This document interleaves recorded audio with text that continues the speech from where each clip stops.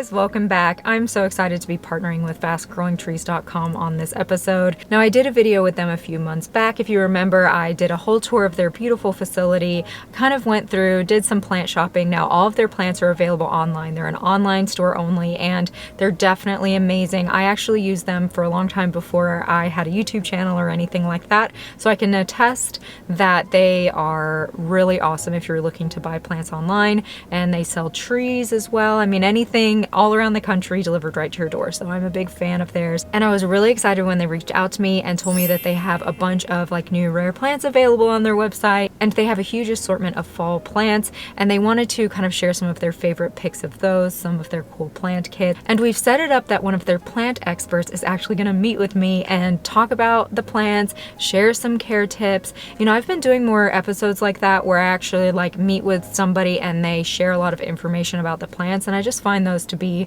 really informative, and I'm really enjoying them. And a lot of you have commented that you've been enjoying that as well. Their website is fastgrowingtrees.com, and I've also provided a 15% off code for you guys, which is really cool. It's good through the end of October, through October 31st, and it's Plant Life Fall 15. Oh, and if you're wondering like what all this crazy stuff is in my back seat, I went thrifting yesterday for planty things because I'm like trying to get my house ready for a houseplant tour, and I found some really cool stuff, so that's what all that is. Now, if you're new to my channel, welcome. My name is Ashley, and I'm obsessed with all things houseplants, anything good vibes, planty wise. I am all about it. I am a crazy plant person and proud, so to speak. So if that brings a smile to your face and you'd like to see episodes show up in your newsfeed, make sure you subscribe. That's the only way for that to happen. And I'm also on Instagram and absolutely love my houseplant community, so maybe give me a follow on there as well. All right, so I'm so excited to head over to Fast Growing Trees and see what really cool plants that they have going on. Let's go.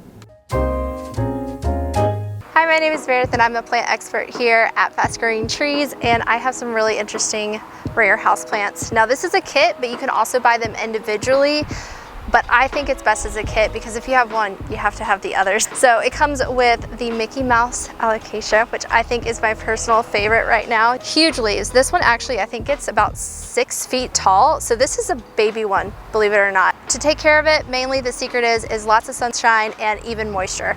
Well draining is best, but that still means that you can still water it. You really want sunshine. I was so excited when I saw that you guys had these on the website. I got so thrilled because I think this is the first year that we've carried them and people love them, and myself included. I kind of want to take one home. So this is the Philodendron Birkin, also in the kit, and you can start to see that it does come out fully variegated and it deepens over time. So those white stripes all along here just pop even more. Perfect little kind of desk plant, but it also can get larger too. So if you want to plant it in a like bigger container, you can really let it mound, and that's what I personally love to do with this. So this is our tiny dancer. It's actually related to the Mickey Mouse. Look, this one has a little baby that's popping up. Oh yeah. Basic care too is just bright indirect light, evenly moist soil. Like I said, you can't just get one because I love all of these, but this one has orange in the middle and it kind of reminds me of like a creamsicle. Look, and this is the Mandarin orange, by the way. So it's part of in the spiderwort family. So, oh, interesting. Yeah, bright indirect light for this one too. If you put it in the direct sun, it sometimes can get a little bit burnt. So these two plants right here, the ruby ficus and the triangle ficus, these are not part of our rare plant collection. They are beautiful and still just an interesting thing to have in your home that's not like normal other popular houseplants. This one, of course, like the name suggests, it has those triangle leaves and it is variegated as well. This can start as kind of a potted plant and also kind of grow into a bigger container plant that's kind of a floor plant. Not as temperamental as some like ficuses can be. This is our ruby ficus.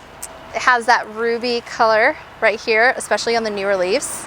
And it still keeps that color, as you can see kind of in the vein right here. It kind of has that painted variegation. This one, kind of like the ficus right here, can collect some dust. So you want to make sure, especially if it's a houseplant, that you occasionally dust the leaves, you know, shine them up a little bit just with a wet cloth. Because that can kind of build up over time, and you want to show off these pretty leaves too. So this is our barista kit. So we have coffee and tea lovers, and we also have some sweetness here with the sugar cane. So this is our tea plant, and most people don't know, but tea actually comes from a camellia plant. This is Camellia sinensis. Depending on how you process and harvest the leaves, you can have everything from white tea to oolong, green tea, of course, and black tea. Oh, wow. So depending on how you harvest the leaves and process them, you can get a whole range, and it all comes from one plant. And then this, for coffee lovers, this is Arabica coffee plant. It can actually be a container plant. Of course, you size it up as it goes, so it starts off really small, and it will get larger than this. As long as you have, like I said, even moisture, get the sunlight right. It likes bright indirect light, so make sure that it's not burnt. And a good kind of organic fertilizer, I think, would help out a lot with this one. So sugar cane, because of course you need something to sweeten your coffee or your tea with, and they get much larger than this. So these are the actual canes, and you can see that the older ones have been cut off here. So once they grow up, you can harvest them by cutting them. The trick with this one really is keeping the soil moist. It likes water. So especially when we're in the hotter months, yeah, moisture is a big thing, and sunshine. It needs bright sun all day. That's what it loves the most. So this is our wine lovers kit. So it comes with 2 grapes, the Terra and the Carlos. This one looks like the Terra, and you can see there's grapes on it right now. I saw that. So these so cool. are not ready to be picked yet. They'll turn kind of a bronzy sort of color. Both are great for making wine. When you are just starting out with these grapes, you want to make sure that they're well watered. But as they establish, so about in a year or so to your area, then you can really lighten up on those waterings. They don't like too much water once they start to get going. You can see they're just kind of going nuts at the moment. All right, so this is our smoothie kit. So lots of tropical fruits, perfect for smoothie lovers. So we have a banana, mango, avocado, papaya. So this is our dwarf Cavendish banana. It's so cute. Isn't it? I think it's adorable. A lot of times people think that something's wrong with their banana, but it's a tall tale sign. It's just variegation. Care for this one is evenly moist soil. A lot of people water them too much. See, like it's firm. I call this the squish test. I love that. But if it's ever like squishy or brown or caving in, that's when you know that you've watered too much. And in the winter time too, you can cut them down and they'll pop up. So this one is our Glen Mango. I would suggest kind of a richer soil for this one, but still have well draining. I think that's important for a lot of these tropical plants in this kit. You have to get the soil moisture right. And this one is avocado. This one is self-fertile just on its own. So it will have male and female flowers, and they'll just open up at different times of the day. And then here is our papaya. These are some of my favorite leaves. They're beautiful. Pretty speedy grower, but definitely give them some nice rich food, especially to support that fruit growth. So when you're looking at a fertilizer label, there's always those 3 numbers, so NPK. So nitrogen, the first number, always helps with like the green foliage leafy part, but the other 2 numbers, that's what helps with the flowers and the fruit. So if you're having trouble with fruits, focus on the flowers because you can't have one without the other. So this is our houseplant starter kit. So this is our Benjamina ficus. It comes pre-braided. We get that question a lot. So we do braid the trunks here as it grows. The easiest way to keep this nice and full, kind of the canopy of it, is to store it away from vents. And of course, another classic is our Monstera. If you have Monstera, that's not very holy, because that's kind of the signature look, I would say.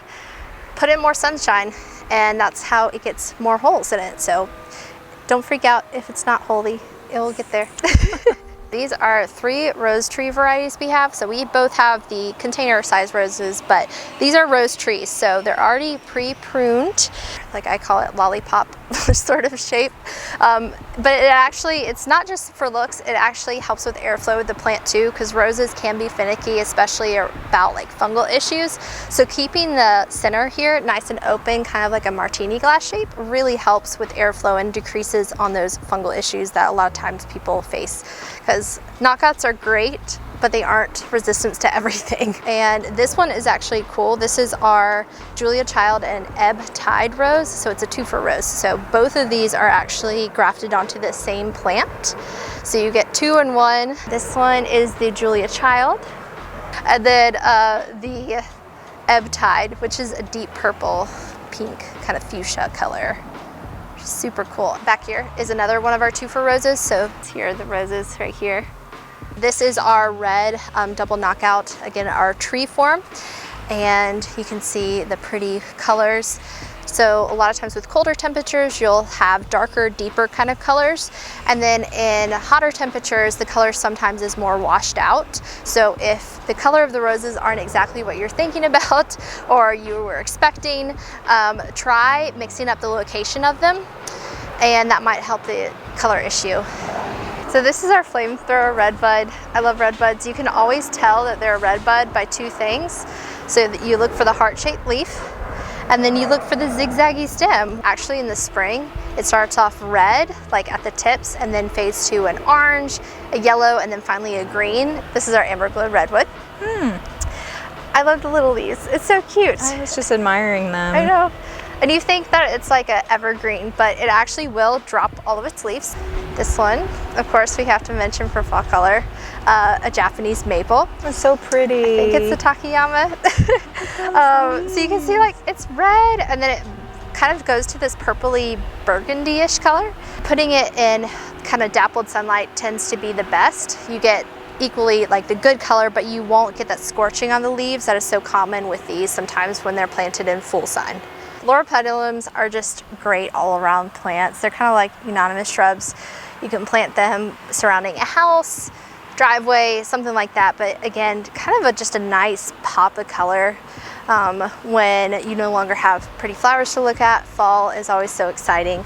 So if you are not a fan of loropetalums, you can also go with this. Still that kind of deep ruby color, and then also the orange and green. All right, so these are some of our fall fruits.